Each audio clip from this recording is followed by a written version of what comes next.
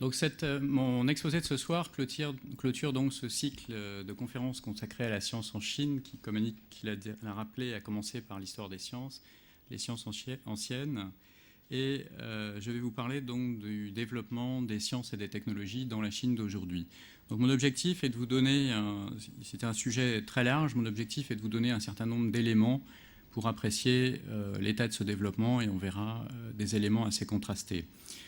J'aimerais vous montrer comment la Chine, à la sortie de la révolution culturelle, où le potentiel scientifique était très bas, comment la Chine, en un quart de siècle, a réussi à figurer parmi les 10 nations qui comptent le plus pour le développement de la recherche aujourd'hui. J'essaierai aussi de vous montrer comment la Chine se situe au niveau international, comment elle se compare avec les autres puissances scientifiques, et comment est perçu le développement scientifique de la Chine. On pourrait ajouter, je ne parlerai pas de l'Inde, mais le même problème se pose sur l'Inde, à l'étranger, aux États-Unis, en Europe et ailleurs. Alors, la Chine, vous le savez mieux que moi, fait la une de l'actualité pour de multiples raisons. La première est économique. Les exportations chinoises sont en très forte croissance. Elles bouleversent la production industrielle de nombreux pays. Et l'OCDE estime que la Chine pourrait devenir, à l'horizon de 2010, le premier exportateur de la planète. Alors on a beaucoup parlé l'année dernière du textile, on en parle encore aujourd'hui. On en a parlé l'année dernière parce que l'Europe puis les États-Unis ont renégocié leurs accords avec la Chine dans ce domaine. Mais la Chine n'exporte pas que du textile, elle exporte aussi beaucoup de produits manufacturés, et j'en parlerai, beaucoup de produits de haute technologie. La Chine dégage aussi un excédent commercial qui, en 2005, a été triplé. Et un certain nombre de pays, au premier rang desquels les États-Unis, ont un déficit commercial fort avec la Chine aujourd'hui, ce qui n'est pas sans poser de problème. Ce miracle économique chinois, comme on l'a appelé, est le résultat d'un quart de siècle de réformes entreprises à partir de l'arrivée au pouvoir de Deng Xiaoping en 1978, qui ont conduit la Chine d'une économie planifiée à une économie de marché. Le PNB a quadruplé dans la période 78-2004, et en 2004, la Chine devenait la 6e économie mondiale. Deuxième économie en parité de pouvoir d'achat. Le facteur de parité de pouvoir d'achat défini par la Banque mondiale est à peu près un facteur 4 par rapport au taux de change. Et deuxième économie en Asie. Le mois dernier, les statisticiens chinois ont publié les chiffres de 2005 qui, vous l'avez vu dans la presse, ont conduit la Chine à la 4e position mondiale, donc doublant la France et l'Angleterre d'un coup, pour en fait 2 raisons. D'abord, la croissance chinoise en 2005, 10%, et puis la réévaluation du PIB due à des déficiences de la fiscalité en Chine, 10% aussi, donc 20% de croissance. La Chine se situe donc devant l'Angleterre aujourd'hui, à peu près au même niveau que la France et l'Angleterre, mais devant quand même. Ces transformations de l'économie se sont aussi accompagnées de transformations sociales qui font elles aussi la une des journaux. L'aspect le plus important est la baisse du secteur primaire, qui a perdu 10% de la population active, mais qui a surtout perdu la moitié de son importance dans le PIB chinois. Il y a aujourd'hui plus de 100 millions de paysans ouvriers migrants, donc de gens qui travaillent dans les usines ou dans les chantiers de construction et qui n'ont plus d'attache ni à la terre, ni vraiment à la ville, et dont on parle beaucoup. La Chine est par ailleurs devenue un acteur mondial incontournable. Elle est dans tous les forums. Elle est rentrée dans l'OMC en 2001. La même année, on décidait l'organisation des JO en 2008. Et vous l'avez vu, elle est particulièrement présente maintenant dans tous les forums internationaux. Et le dernier en date était celui de Davos. C'est aussi une culture rayonnante. Rayonnante à la fois en Chine. En Chine, la culture joue un rôle, la culture ancienne chinoise joue un rôle croissant dans la nouvelle définition d'une identité chinoise de grande puissance, et aussi à l'étranger où la littérature, le cinéma, mais aussi le chinois se développe, et la culture de manière générale. Alors, quid de la recherche ? Eh bien, la recherche, Annick l'a dit, la recherche est aussi un sujet dont la presse parle. Je vous ai mis 2 références de journaux, une française, une américaine. qui paru à peu près en même temps, mais suite à, pour l'article du Monde, au rapport de la CNUSET sur l'investissement mondial, et je reviendrai sur ce rapport, et pour le New York Times, au rapport de l'Académie des sciences sur le déclin de la compétitivité scientifique des États-Unis, je reviendrai là-dessus aussi. Alors ce n'est pas pour rien que la presse s'interroge sur le développement de la science en Chine. La Chine a effectivement aujourd'hui le 3e budget mondial de R&D, derrière les États-Unis et le Japon. C'est un budget qui augmente de surcroît très fortement. La Chine est première pour le nombre d'étudiants, et s'il y a une seule chose que vous deviez retenir de ma conférence, c'est celle-ci, le nombre d'étudiants en Chine, et je reviendrai aussi là-dessus. La Chine aujourd'hui 5e pour les publications internationales, 3e pour l'envoi d'un homme dans l'espace, et je reviendrai aussi là-dessus, première pour les nouveaux laboratoires de R&D qui sont installés partout dans le monde. Première destination donc pour les nouveaux laboratoires de R&D. Alors la presse s'intéresse au développement scientifique de la Chine. Toutefois, je suis obligé de nuancer ce que disait Annick dans son introduction. La presse américaine s'intéresse énormément à ce qui se passe en Chine au niveau scientifique et technologique. Il y a floraison de rapports, d'articles, j'en citerai un certain nombre.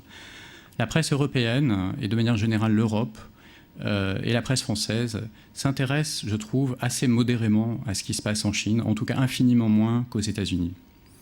Annick a cité donc ce numéro de Manière de voir, ce supplément du Monde diplomatique qui vient de sortir, qui est très intéressant d'ailleurs et qui s'intitule « Jusqu'où ira la Chine » et dans lequel il n'y a pas un mot sur le développement scientifique, sur le développement technologique ou sur l'éducation en Chine.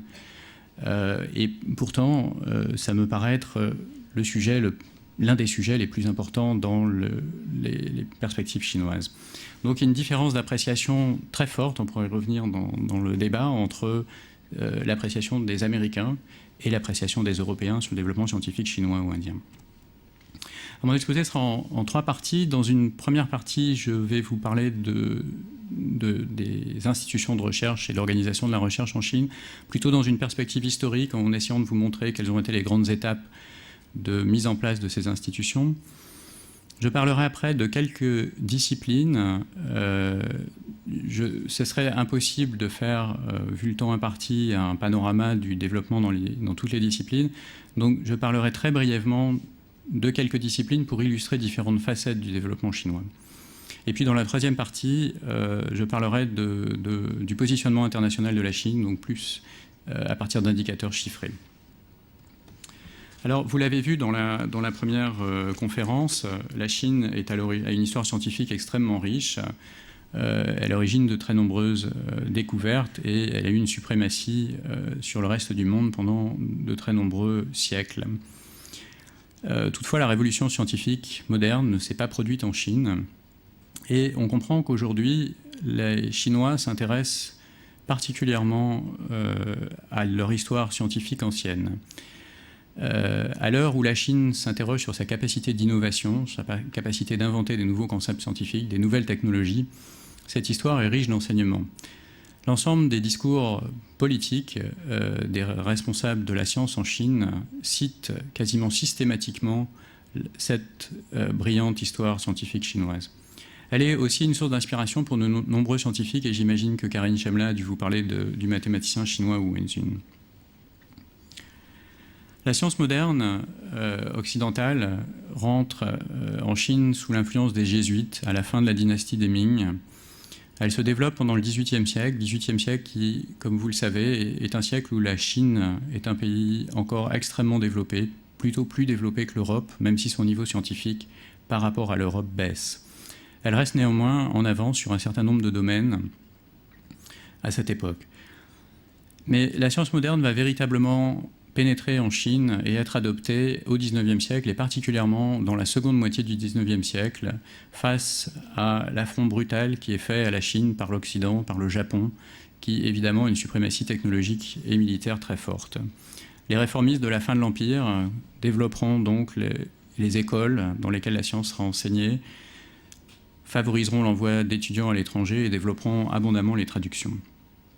Dans la première moitié du XXe siècle, un certain nombre d'institutions seront créées, les grandes universités, mais aussi un certain nombre d'institutions de recherche. La République populaire, fondée en 1949, fera du développement de son dispositif scientifique et technique une véritable priorité. C'est intéressant de savoir que l'Académie des sciences de Chine a été créée le 1er novembre 1949, soit exactement un mois après la proclamation de la République populaire.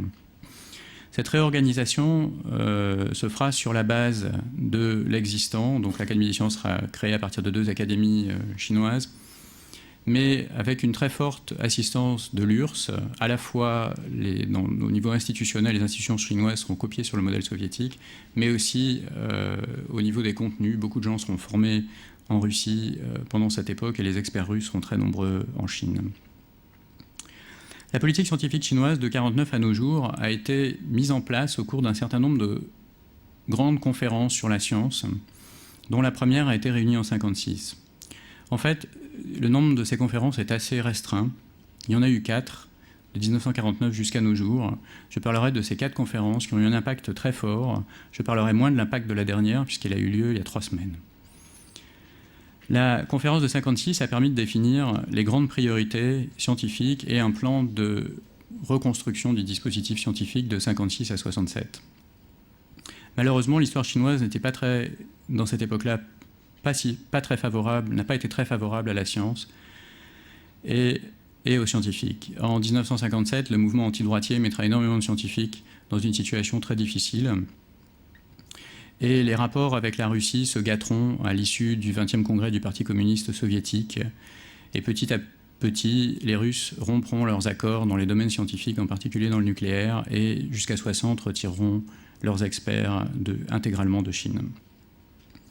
Puis en 1966, vous le savez, la révolution culturelle éclate, l'ensemble des universités et des centres de recherche sont fermés et la science chinoise, essentiellement, pour une bonne part, s'arrête. Malgré tout, dans cette période, un certain nombre de réalisations sont à l'actif de la Chine. Les 5 items que j'ai mis sur ce transparent figurent dans l'ensemble des articles ou livres chinois sur cette époque. Il y en a quelques autres, mais c'est les 5 les plus importants. Vous voyez, 4 d'entre eux sont du domaine militaire. Et ils correspondent à des réalisations assez fortes si l'on pense que les Chinois avaient à cette époque-là rompu avec la Russie depuis déjà quelques années, quand en 1964 ils font exploser leur première bombe atomique. La synthèse de l'insuline tombe au milieu de ces 4 autres réalisations militaires comme une surprise. Je voudrais m'arrêter sur ce point qui est intéressant. La Chine a réalisé la synthèse pour la première fois au monde la synthèse de l'insuline bovine en 1965. C'est une équipe de l'Académie des sciences qui a réalisé ça, qui était sous la direction du professeur Wang Yilai. Le professeur Wang Yilai est un exemple typique de ces scientifiques chinois formés à l'étranger, biochimistes formés en Angleterre, et qui est rentré en Chine en 1945 pour reconstruire le pays et son dispositif scientifique. C'est non seulement la première fois qu'on synthétisera l'insuline bovine au monde, mais c'est surtout la première synthèse d'une protéine au monde, et donc un résultat en fait qui aurait mérité le prix Nobel. Le patron du comité Nobel était passé en Chine à cette époque-là, avait rencontré Wang Yilai, et l'affaire était en cours. Malheureusement, la révolution culturelle a éclaté et la Chine s'est désintéressée du problème. Par ailleurs, la biochimie a périclité comme beaucoup d'autres disciplines. Si je raconte cette histoire, c'est qu'elle est emblématique d'un rendez-vous raté à cette époque de la Chine avec la science. Mao est mort en 1976, Deng Xiaoping est arrivé en 1978 et a lancé les 4 modernisations, l'une d'entre elles étant la recherche au service des 3 premières, la défense, l'industrie, l'agriculture, et une nouvelle conférence sur la science est réunie, une conférence majeure, comme elles le seront toutes. L'impact majeur de cette conférence est la reconstruction du dispositif scientifique chinois, après cette longue interruption, mais surtout, la Chine signe des accords scientifiques et techniques avec de très nombreux pays sur la planète, et en particulier les États-Unis, et Deng Xiaoping arrive à négocier l'envoi de milliers, dizaines de milliers, puis centaines de milliers d'étudiants, principalement aux États-Unis, et cette décision majeure joue aujourd'hui un rôle fondamental dans la situation de la recherche aujourd'hui. La plupart des programmes de recherche chinois ont été mis en place dans la foulée, au cours des années 80, Je mentionne ici, on pourra y revenir si vous le souhaitez, mais voilà les principaux programmes de recherche appliquée, de développement de l'agriculture, développement des parcs technologiques. Vous avez sans doute entendu parler des parcs technologiques chinois. Celui de Pékin, dit la Silicon Valley chinoise, compte pas moins d'un demi-million d'étudiants, plusieurs dizaines d'universités, une cinquantaine de laboratoires de R&D de sociétés étrangères, etc., etc. Donc un potentiel absolument extraordinaire. Un événement majeur a lieu en 1986 avec la création de la Fondation des sciences naturelles, qui est une innovation en ce sens que la Fondation des sciences naturelles est calquée sur le modèle américain. Le modèle chinois se sépare du modèle russe, pour une part, commence à se distinguer et met en place ce dispositif, donc copié sur le modèle américain, avec une évaluation des projets scientifiques par des pairs. Il faut savoir qu'aujourd'hui, en Chine, donc depuis les années 90, la Chine, que beaucoup de gens ont appelée la République des ingénieurs, la Chine est gouvernée par des scientifiques. L'intégralité des membres du comité permanent du bureau politique du parti sont tous scientifiques. En 1995 a lieu un tournant dans la politique scientifique et la 3e conférence sur la science est organisée. Cette conférence affiche une ambition énorme et un changement de cap par rapport aux années précédentes qui étaient celles de la reconstruction post-révolution culturelle. L'ambition qui est affichée par la Chine est d'atteindre 1,5% du PIB en 2000, chiffre qui ne sera pas atteint, j'y reviendrai. De nouveaux programmes sont lancés et pour la recherche fondamentale, pour le développement de la recherche fondamentale et pour les universités d'élite. Cette réforme s'inscrit en fait dans cette époque de la deuxième moitié des années 90 où la Chine va clarifier les rôles, séparer ses administrations des outils de production et privatiser abondamment. L'Académie des sciences est la principale institution de recherche du pays, donc créée juste après la proclamation de la République populaire. C'est à la fois une institution de recherche, une université et un collège d'académiciens comme notre Académie des sciences ici, et c'est celle qui produit la plus grande partie de la recherche fondamentale chinoise. L'Académie des sciences a été réformée. Je vais parler de la réforme de l'Académie des sciences, mais les autres institutions ont été réformées plus ou moins sur le même modèle, suite à la conférence de 1995, d'une manière drastique. C'est une réforme en 3 phases, sur 12 ans. C'est allant de 1998 à 2010. Une réforme très ambitieuse dont la première partie a consisté à fermer un tiers des instituts et à licencier l'ensemble du personnel de manière... je pourrais revenir là-dessus, mais à fermer, à se séparer d'un tiers de l'institution. Le management a été complètement revu au début des années 2000 et des grands pôles ont été créés associant plusieurs instituts. En fait, l'objectif de l'Académie des sciences était de développer des pôles de compétences dans certains domaines plutôt qu'aborder l'ensemble des domaines. Une des pierres angulaires de la réforme chinoise, c'est la gestion des ressources humaines qui est véritablement une révolution en Chine. 2 directions fondamentales. La première, assurer aux scientifiques un niveau de vie correct. Les scientifiques chinois dans les grandes institutions du pays ont aujourd'hui un niveau de vie pas très éloigné du niveau de vie français, des scientifiques français. Je rappelle qu'à l'issue de la révolution culturelle, les scientifiques chinois vivaient plus que modestement. L'autre partie de la réforme, c'est l'introduction d'un système compétitif. L'ensemble des chercheurs sont aujourd'hui contractualisés et les primes qui sont liées à leur rendement et à leur activité sont bien plus importantes que leur salaire. Des campus modernes, l'ensemble des instituts est en cours de reconstruction. Je travaille moi-même dans celui qui est sur la photo de gauche. La réforme des universités, enfin, la Chine dispose d'un millier, entre 1000 et 2000 universités, suivant ce qu'on compte, 15 millions d'étudiants.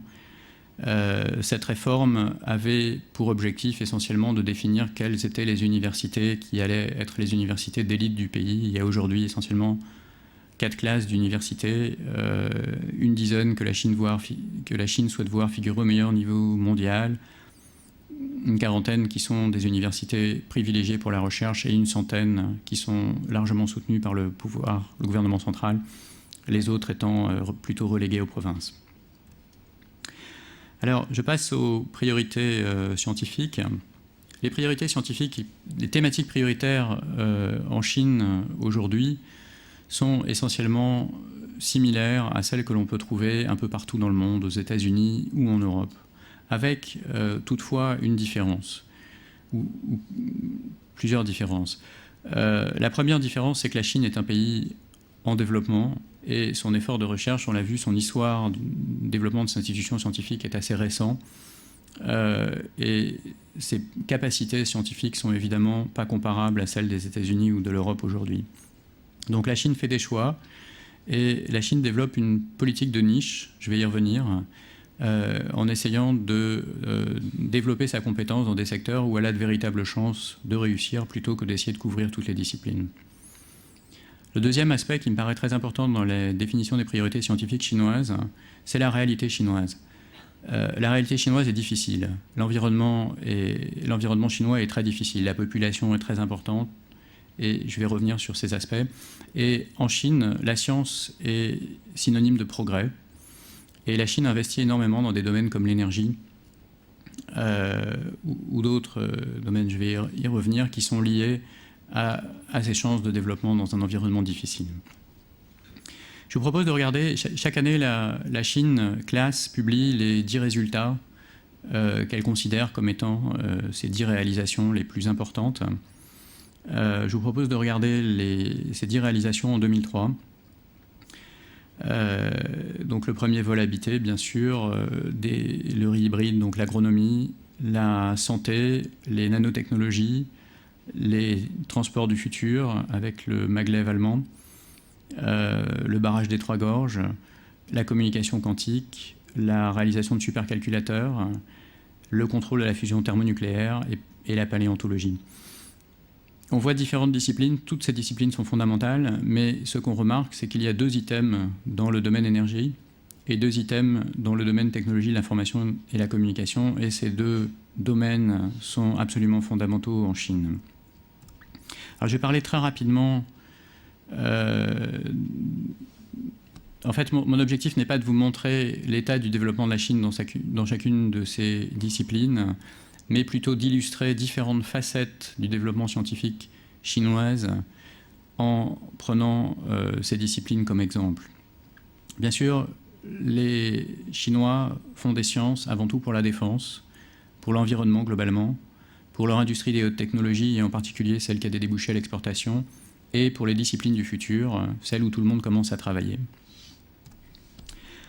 Le programme spatial chinois est évidemment la partie émergée de l'iceberg de la science chinoise, on en parle beaucoup. Les Chinois ont une maîtrise aujourd'hui de leur programme spatial qui est tout à fait spectaculaire.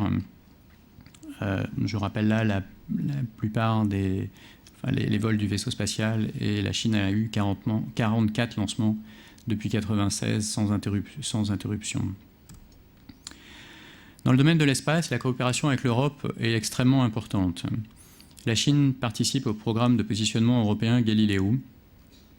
Le lancement du premier satellite en décembre dernier a été fortement salué par la presse chinoise. Elle participe aussi à des projets scientifiques, et en particulier, la Chine a lancé 2 satellites pour un programme d'étude de la magnétosphère terrestre avec l'Europe. Un programme qui n'aurait jamais vu le jour si la Chine n'avait pas lancé ces 2 satellites. La coopération dans le domaine spatial entre l'Europe et la Chine revêt donc un caractère stratégique pour la Chine, bien sûr, mais pour l'Europe également. La Chine affiche un programme pour les années à venir qui est très impressionnant. Elle lancera l'année prochaine son 3e vol habité, puis passera à d'autres choses, un programme lunaire, et puis un programme de développement d'une station spatiale chinoise. Ce programme spatial chinois a eu une conséquence immédiate, la relance du programme américain, qui depuis quelques années est en forte hausse. Sur le budget 2006, par exemple, aux États-Unis, la NASA est l'une des rares agences de la recherche à dégager une augmentation de budget de 7%, donc une augmentation extrêmement importante. Par ailleurs, la NASA affiche, depuis l'affichage chinois, un programme lunaire également. Je passe maintenant à l'environnement. L'environnement, et vous avez dû le voir dans la partie sur l'histoire des sciences, l'environnement de la Chine est assez compliqué. difficile. Il a joué un grand rôle dans le développement de la Chine, en particulier sur la régulation des eaux. La Chine dispose de beaucoup moins d'eau potable, de beaucoup moins d'eau douce par habitant, un quart en fait de la moyenne mondiale. Elle a un tiers des terres arables. Et le développement chinois a provoqué une pollution majeure, on en a parlé récemment, abondamment. Et ceci coûte aujourd'hui extrêmement cher à la Chine et est une profonde menace. Donc la Chine a mis en place une législation qui est peu appliquée, comme un certain nombre de législations aujourd'hui en Chine, et a fait de ces domaines des priorités au niveau de la recherche. Les différentes directions où la Chine investit énormément sont le nucléaire. La Chine a le plus gros programme de développement nucléaire aujourd'hui au monde, avec d'ici 2020 2 centrales construites par an. Elle s'est impliquée assez fortement dans le programme international ITER. C'était d'ailleurs l'un des grands soutiens de la candidature de Cadarache pour le programme ITER. Vous l'avez vu dans les résultats de 2003, les travaux sur la fusion figuraient.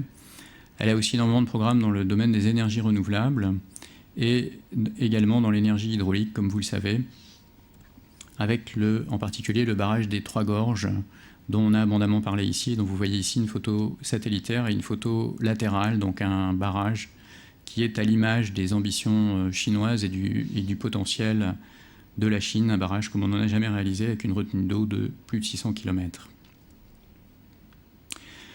Autre domaine, la santé. La santé est un véritable défi en Chine, à la fois parce que la population va commencer à vieillir, mais aussi parce que la Chine fait face de manière forte à l'émergence des nouvelles maladies virales et qu'elle est actuellement dans une situation où son système de santé est complètement dégradé, inexistant pour une bonne part de la population, avec des dépenses de santé qui sont très basses, pour donc 261 $ en parité de pouvoir d'achat par habitant, c'est 10 fois moins que la France. Et de surcroît, inégalement répartie, donc avec une bonne partie de la population qui n'a simplement plus d'accès à la santé. Donc un véritable défi. La Chine est très mal classée dans les domaines des sciences du vivant globalement, entre les 20e et 30e positions mondiales. Donc un niveau scientifique plutôt bas, ce qui n'était pas le cas dans les années 60, comme on l'a vu avant. Mais elle a décidé, et c'est intéressant, d'en faire une de ses priorités. Priorité, ça veut dire un tiers du budget de la Fondation des sciences naturelles et la création aujourd'hui de 4 nouveaux instituts de l'Académie des sciences. Donc c'est intéressant puisque, on l'a vu, l'Académie des sciences a dû fermer une quarantaine d'instituts à la fin des années 90, début des années 2000. Elle en ouvre aujourd'hui quelques-uns, donc 4 sur 5 dans le domaine de la santé. Je voudrais dire quelques mots sur ces instituts. L'un, c'est l'Institut de génomique de Pékin, qui est l'une des machines à séquencer du monde, l'un des premiers séquenceurs du monde, qui a réalisé 1% du génome humain. C'est quelque chose, c'est un point auquel les Chinois sont très attachés, parce que la Chine est le seul pays en développement à avoir participé au projet génome humain. Elle a aussi réalisé le génome du riz, elle a participé au projet du génome du riz et réalisé la cartographie du riz, et a séquencé énormément d'espèces. Les 3 autres instituts sont intéressants également. Le premier a été créé, les 3 autres instituts ont été créés ex nihilo, à partir de rien. En important en fait essentiellement des États-Unis, des chercheurs qui sont pour les leaders, donc les chercheurs les plus connus, payés au même taux qu'aux États-Unis, donc beaucoup plus qu'en Europe. 2 de ces instituts, l'Institut Pasteur de Shanghai et l'Institut de biologie computationnelle, sont 2 instituts en partenariat avec des institutions étrangères.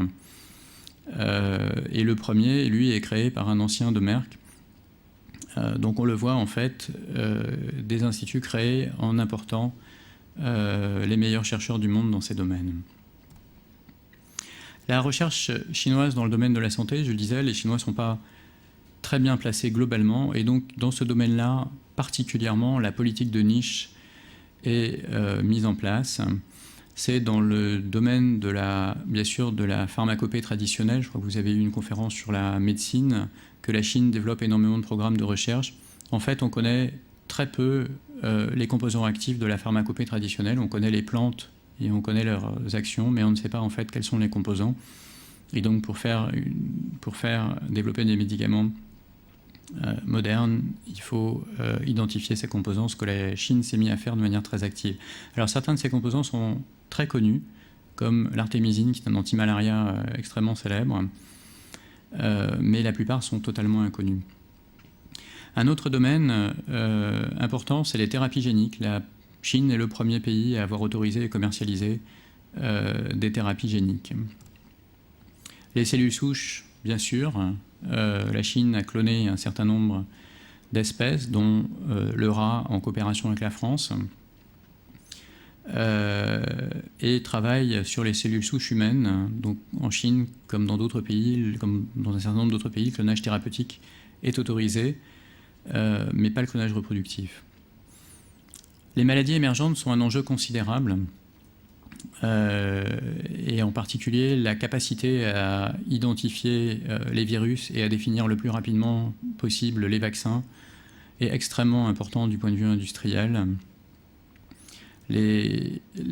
L'OMS joue un rôle extrêmement important dans cette diffusion des virus. Un autre aspect que je souhaite, qui me semble important, que je voulais mentionner, c'est l'expérimentation animale. Bien sûr, l'expérimentation animale en Chine, c'est plus facile, l'opinion publique est moins sensible à ces sujets-là, mais un domaine particulièrement riche pour la médecine du futur, c'est l'expérimentation sur les primates non humains. La Chine en recèle beaucoup, l'Europe quasiment pas. Et donc il y a là un domaine de recherche très important. Autre domaine, les technologies de l'information. Deux choses sur les technologies de l'information. D'abord, la pénétration en Chine des technologies de l'information est tout à fait extraordinaire. C'est le premier parc de téléphones mobiles de la planète. Plus d'un quart des téléphones mobiles de la planète sont en Chine. Et autre point, c'est une industrie majeure en Chine. La Chine occupe aujourd'hui le 3e rang mondial. Et je reviendrai aux exportations à la fin de l'exposé. Donc les technologies de l'information, un domaine véritablement prioritaire. Je voudrais dire un mot sur l'Internet. On parle beaucoup ici de la censure de l'Internet. L'Internet est très répandu en Chine. Il y a 124 millions d'utilisateurs de l'Internet en Chine.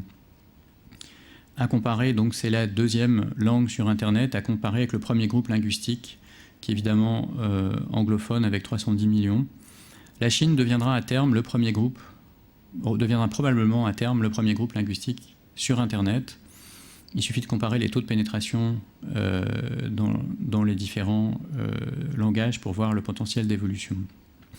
Ceci aura un impact considérable sur l'utilisation du chinois sur Internet et de manière générale, plus générale, à mon avis, dans les domaines scientifiques et technologiques. Les domaines clés où la Chine réussit le mieux sont les domaines du matériel. Et la Chine, vous le savez, produit une bonne partie des PC du monde, mais est capable d'investir très fortement dans le domaine. Vous savez que les PC IBM appartiennent aujourd'hui à la Chine. Elle est présente comme équipementier de télécom. La société Huawei, qui est un concurrent de Cisco, mais qui est aussi un fort concurrent d'Alcatel en France, dispose aujourd'hui d'une recherche globalisée. C'est la seule société chinoise, d'ailleurs, qui dispose de ce type de recherche dans ces domaines. Elle produit des puces aussi, pas au niveau des Américains ou des Japonais, mais elle suit avec quelques années de retard. Et elle est bien placée dans le calcul haute performance. Donc c'est les supercalculateurs, les plus grosses machines de la planète. Donc ça, c'est la dernière sélection de novembre 2005. Je vous ai mis donc essentiellement dans les 100 premiers avec des Américains et quelques Japonais. Mais la France figure en 62e place. La Chine a 2 machines donc, devant la France en 42e place et en 93e place. Donc un assez beau succès chinois. Dernier domaine dont je voudrais parler, les nanosciences et nanotechnologies. Donc c'est une discipline nouvelle Les nanosciences ont été rendues possibles dans les années 80 par les progrès des microscopes atomiques. C'est un domaine qui s'est développé petit à petit au cours des années 90 et qui, depuis 2000, connaît une croissance absolument faramineuse, des investissements à la fois publics et privés. C'est un domaine neuf dans lequel la Chine peut investir. Peut investir pourquoi? Parce qu'il est neuf pour tout le monde, même s'il s'appuie sur des disciplines bien sûr existantes, soit dans le domaine de la physique, de la chimie ou de la biologie.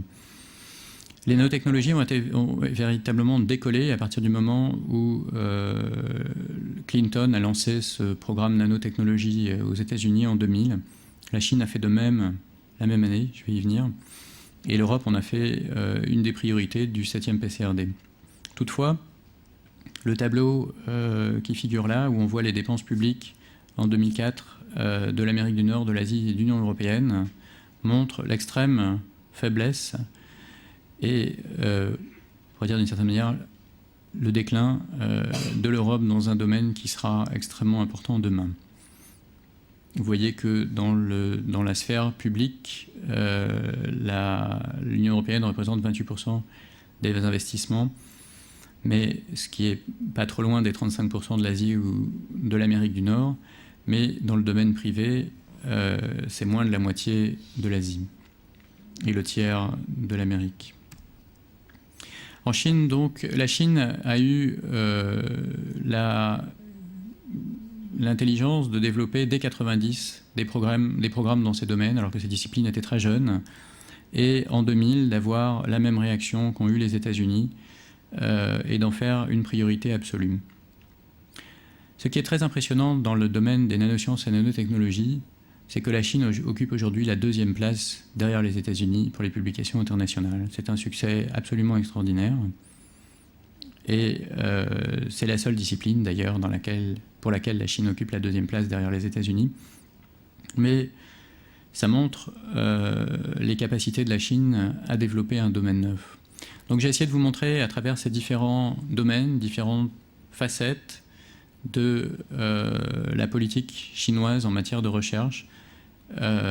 Donc la capacité à développer une compétence très forte dans un domaine tout nouveau, l'impact des technologies de l'information qui est vital pour son économie et en particulier pour ses exportations, les problèmes de l'environnement, de la santé en général, hein, dans lesquels la Chine doit faire des progrès majeurs rapidement, et puis le domaine de la défense dont on parle aussi régulièrement. Alors, je n'ai pas pu résister à l'envie de vous montrer cette photo, donc, que certains d'entre vous sans doute connaissent, qui est l'Opéra national de Chine, donc, qui est une immense salle de spectacle construite à Pékin. Ça risque de devenir le symbole de Pékin, le symbole architectural de Pékin, et qui a été construit par Paul Andreu, donc l'architecte qui a fait Roissy, et qui est recouverte d'un film de nanoparticules développé par l'Académie des sciences de Chine. Donc on le voit, l'alliance de la haute technologie et de l'architecture française. J'en viens à la 3e partie, donc le positionnement international de la Chine. Je souhaiterais donc maintenant qu'on passe à des éléments plus chiffrés pour comprendre quelle a été l'évolution de la Chine dans les 10 dernières années, comment on peut comparer la Chine aux autres pays du monde, et quel est le potentiel de la Chine, quelles sont les perspectives de la Chine sur les 5, 10 ou 15 ans à venir dans ces domaines. Alors, je vous propose de regarder plusieurs indicateurs.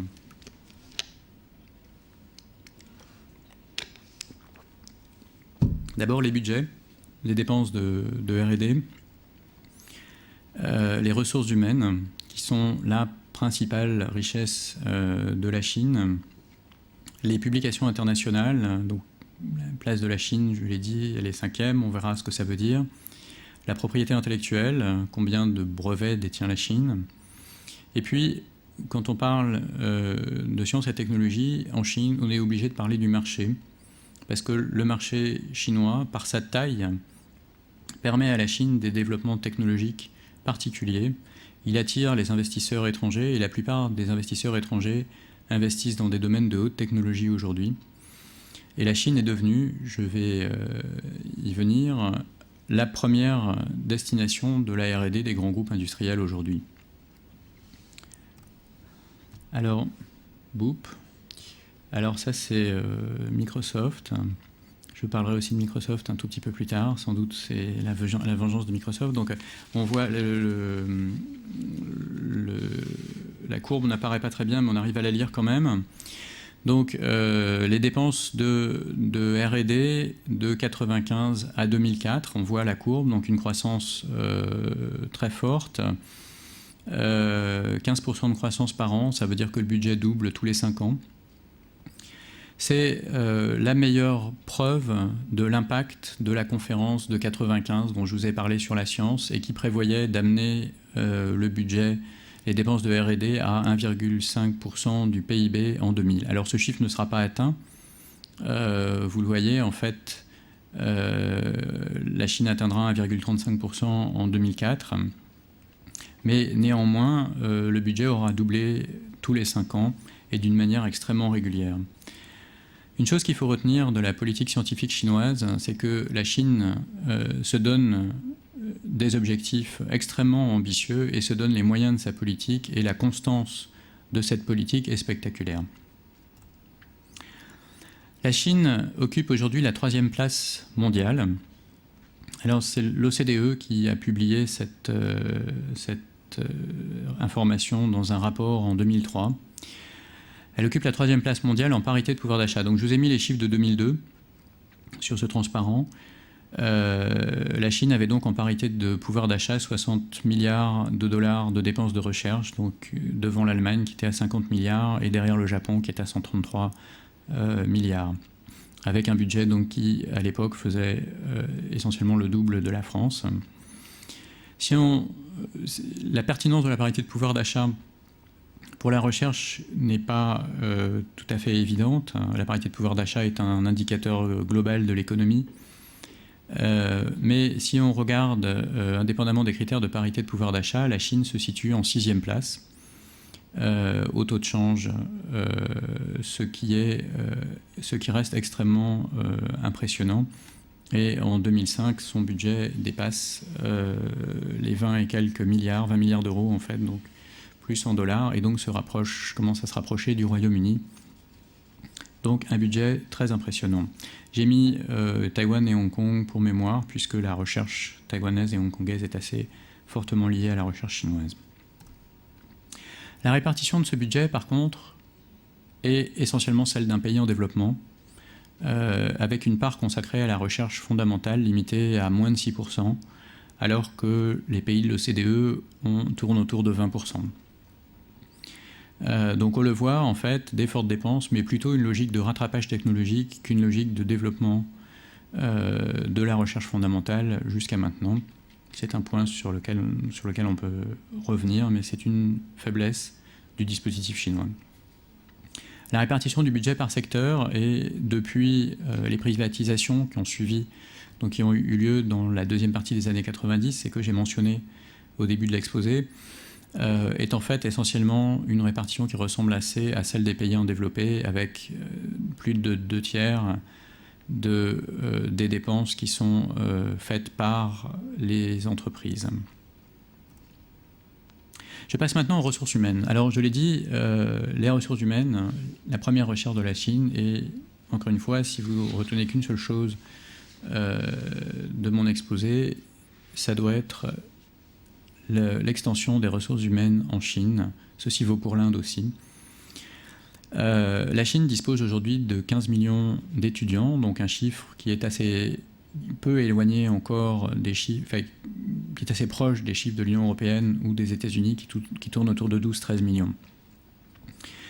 Mais ce qui est plus intéressant, c'est la croissance de l'université qui a été amorcée, conséquence aussi de la conférence que j'ai mentionnée, la conférence de 95, et qui a vu essentiellement le nombre d'étudiants entrant à l'université presque multiplié par 4 entre 1998 et 2003. Les promotions aujourd'hui d'étudiants en Chine les promotions rentrant à l'université, tournent autour de 4 millions. 4 millions, c'est à peu près la somme du nombre d'étudiants qui rentrent à l'université en Europe et aux États-Unis, la somme des deux. Donc, d'ici quelques années, le nombre d'étudiants en Chine sera supérieur à la somme du nombre d'étudiants aux États-Unis et en Europe. De surcroît, une bonne part de ces étudiants font des études scientifiques, ce qui est de moins en moins le cas chez nous. Bon, voilà, on pourra revenir dans la discussion sur ces questions, mais c'est clairement un aspect absolument fondamental du potentiel de développement de la Chine sur le long terme et à l'inverse du potentiel de déclin de l'Europe. Ces ressources sont aujourd'hui très mal structurées. D'abord, évidemment, le taux de la part de la population qui a une éducation universitaire est très faible en Chine. Elle tourne autour de 5%. Elle montera sur le long terme, mais lentement. À ce sujet, d'ailleurs, donc elle tourne autour de 21% dans l'Union européenne. Elle est bien supérieure aux États-Unis. Elle est à 37%. Donc, finalement, par rapport à la masse de la population, peu de gens ont un cursus universitaire. De surcroît, la pyramide est complètement déséquilibrée pour deux raisons. D'abord, à cause de la révolution culturelle qui a vu la fermeture des universités, et donc essentiellement, il y a très peu de cadres globalement en Chine, peu de médecins, peu de professeurs qui ont plus de 45 ans. Et d'autre part, l'augmentation massive de l'université, et en particulier la dernière vague d'augmentation, évidemment, a créé un nombre d'étudiants énorme. Et le plus gros problème de la Chine aujourd'hui, c'est la formation. Évidemment, la Chine dispose de beaucoup trop d'étudiants par rapport au nombre de formateurs, d'où l'exode. La Chine jouit d'un lien extrêmement fort à l'international, un peu paradoxal d'ailleurs, puisque, comme je le disais tout à l'heure, en 1978, à la sortie de la révolution culturelle, Deng Xiaoping réussit à négocier avec les États-Unis et d'autres pays l'envoi massif d'étudiants chinois dans ces pays. La plupart de ces étudiants rentreront jamais et s'installeront. Donc sur les 800 000 étudiants en partie depuis 1978, 124 000 sont rentrés. Toutefois, la situation change aujourd'hui et énormément de ces gens formés à l'étranger rentrent. Donc les courbes de retour et de reverse brain drain aux États-Unis, en Chine et en particulier en provenance des États-Unis, sont à peu près comme les courbes du budget, elles montent très très fort. La proportion des Chinois parmi les étudiants étrangers, très importante aux États-Unis, bien sûr au Japon, et très faible en Europe. Là aussi, il y a un signe que je trouve très impressionnant. Un quart des étudiants étrangers qui obtiennent un doctorat aux États-Unis sont chinois. Leur nombre est faible en Europe. Ces Chinois contribuent aujourd'hui énormément au développement de la recherche en Chine. La Chine a développé de très nombreux programmes pour le retour de ces scientifiques. Ces programmes sont très bien rémunérés. Certains d'entre eux, je l'ai mentionné, gagnent autant qu'aux États-Unis. Et des gens très connus rentrent. Donc j'ai cité Andrew Yao, qui est le prix Turing 2000, donc l'équivalent du prix Nobel des informaticiens, qui a quitté Princeton pour rentrer à l'université de Tsinghua en 2004. Et puis le prix Nobel de physique 57, Chen Lingyang, très célèbre, mais lui beaucoup plus âgé, il a plus de 80 ans aujourd'hui. Mais c'est un peu les figures de proue de ce mouvement de retour des scientifiques chinois formés à l'étranger. Alors ceci suscite une véritable polémique aux États-Unis. Il y a eu au mois de décembre un rapport de l'Académie des sciences américaine qui parlait du déclin de la puissance scientifique américaine et qui prenait un certain nombre de chiffres. En particulier, il citait le fait que aujourd'hui les États-Unis formaient 70 000 ingénieurs par an, enfin diplômaient 70 000 ingénieurs par an, là où la Chine en délivre 10 fois plus de diplômes d'ingénieurs essentiellement, et l'Inde 5 fois plus. Donc l'article du New York Times mentionnait en fait ce rapport.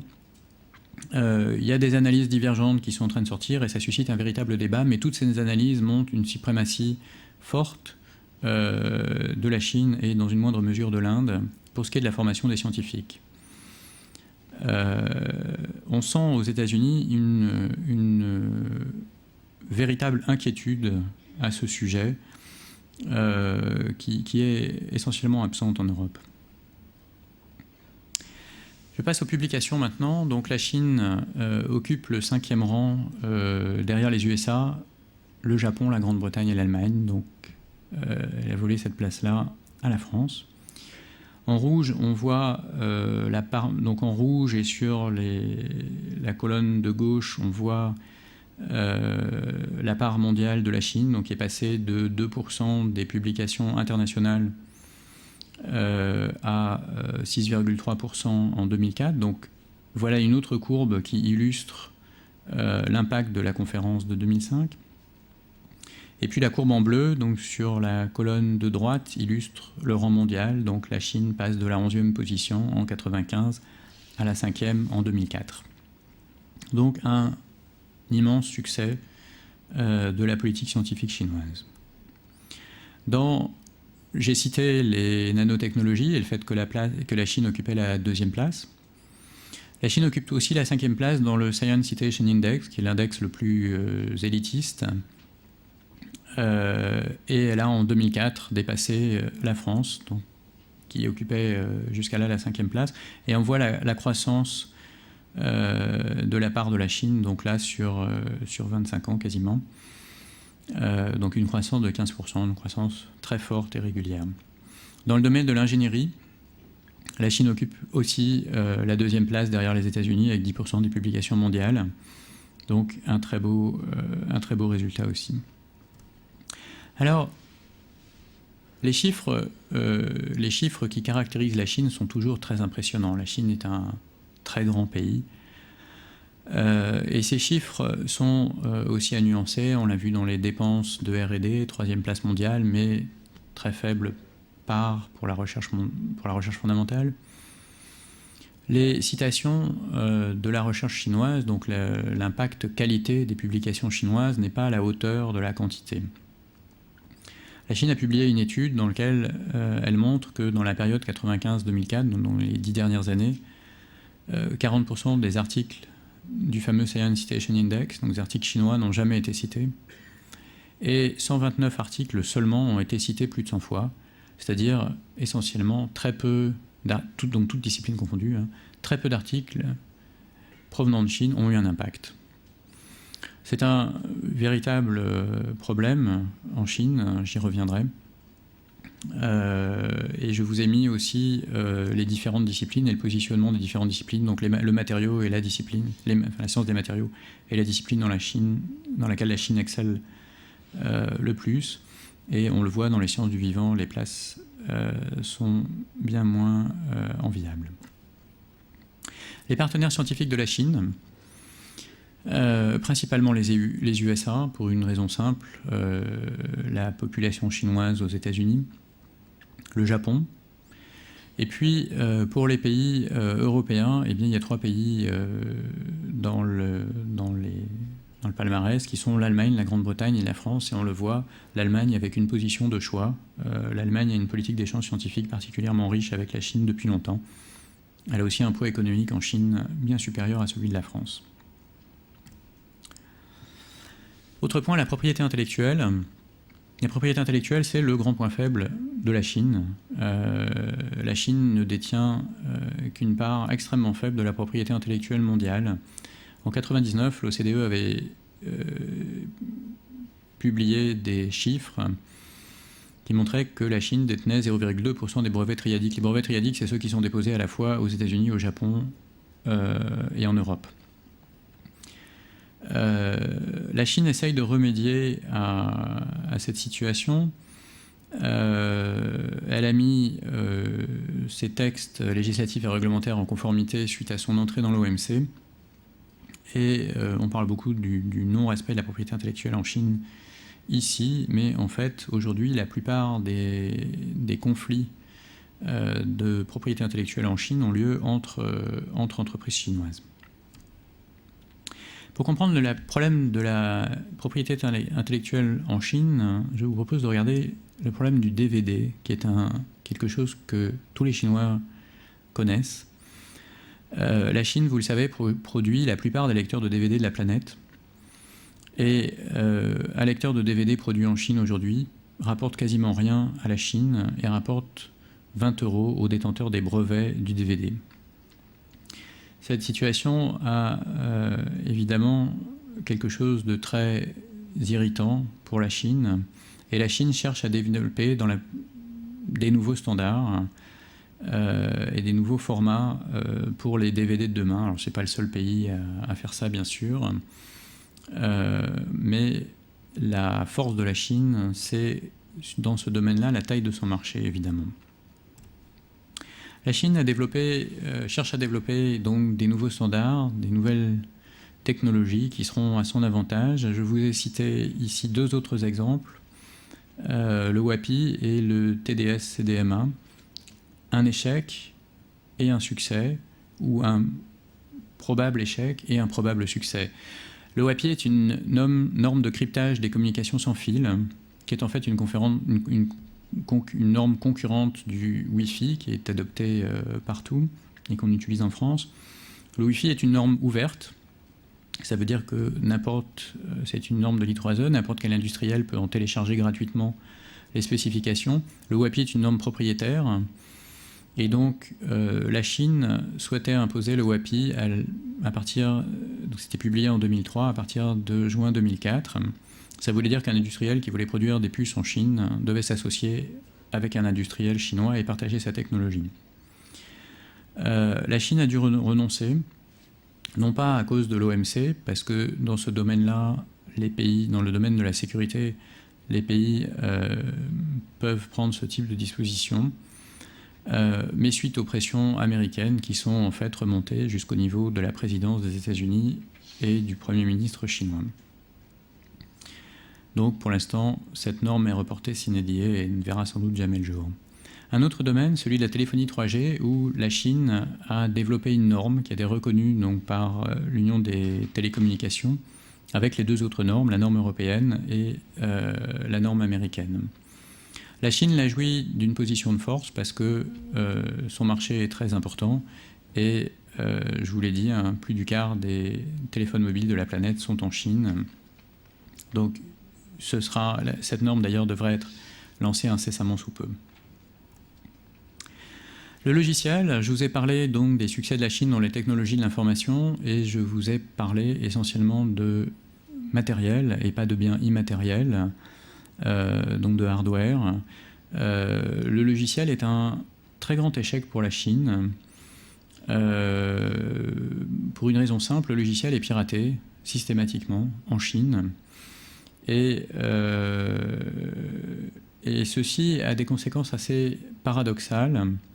Bien sûr, le piratage chinois correspond à un manque à gagner pour les éditeurs, comme Microsoft par exemple, mais il est surtout invalidant pour la Chine, dont il paralyse l'industrie nationale, puisque aucun industriel chinois ne va développer un logiciel qui va être distribué et copié gratuitement, bien sûr. Et donc, il se joue dans ce domaine une lutte assez impressionnante et intéressante entre les éditeurs de logiciels internationaux, et en particulier Microsoft, le plus grand d'entre eux, et les Chinois. Je pourrais revenir sur ce sujet si vous le souhaitez. Une lutte dont l'issue est loin d'être claire aujourd'hui.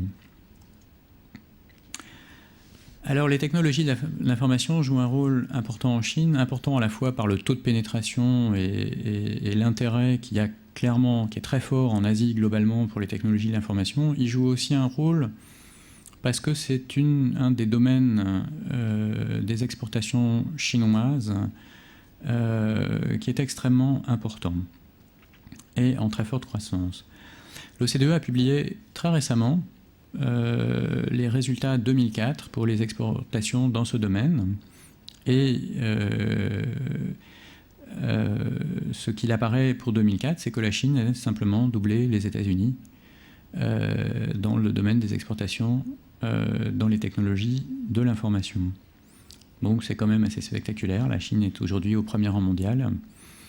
Alors, c'est spectaculaire et en même temps, il faut nuancer un petit peu ce résultat, puisque ces exportations sont aussi basées sur des importations. Donc les composants sont souvent importés des États-Unis ou du Japon, d'une part.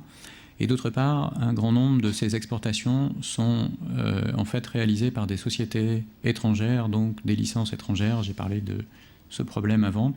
Donc un succès chinois, certes, mais aussi un succès des grands groupes internationaux. La globalisation de la R&D, la globalisation de la recherche, de manière plus générale, c'est un sujet très important, à tel point que le dernier rapport de la CNUSED, donc sur l'investissement mondial, plutôt un rapport en général s'intéressant à l'économie et à la finance, est consacré à la globalisation de la recherche. Les multinationales ont toutes des centres de recherche installés dans tous les pays, et c'est très important. Ça a commencé en Chine en 1993. Le premier centre de R&D étranger a été installé par Motorola. Fin 2004, il y avait 700 centres de R&D étrangers.